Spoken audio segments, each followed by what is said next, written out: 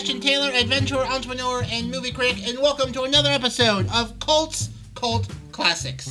Today, Remo Williams, The Adventure Begins. This 1985 movie is one of my sort of like guilty favorites. It's not particularly good, and it's kind of like, alright, but I enjoy watching it because it's just sort of, it's a very enjoyable movie for what it is, right?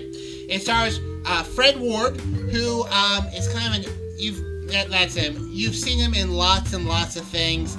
He's in the movie Tremors. Joel Grey, who you may not recognize, but he's the father of Jennifer Grey from Ferris Bueller fame.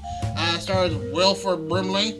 It also has Kate Mulgrew. Who's Kate Mulgrew? Well, you might know her as Captain Janeway from Star Trek Voyager, and also Red from Orange is the New Black. I didn't realize she was in this movie until I watched it a few weeks ago. Like, oh, hey, Orange is the New Black. There she is. It also has George Coe, which he popped up a lot in the 80s also. All right, so this movie, Remo Williams, The Adventure Begins, is in a roundabout way kind of a kung fu Knight Rider.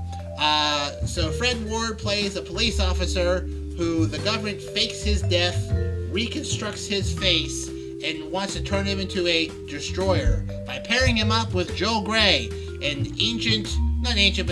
Korean martial arts super master of martial arts. Like, he knows the martial arts which all other martial arts have branched out from, and he can run on water, he can play the ring game amazingly, and Fred Ward has to learn from Joel Grey all of these this ancient fighting technique, because they throughout history have made or assassins. So like Napoleon Bonaparte did die of natural causes. They made it look like that because they are the best assassins in the world.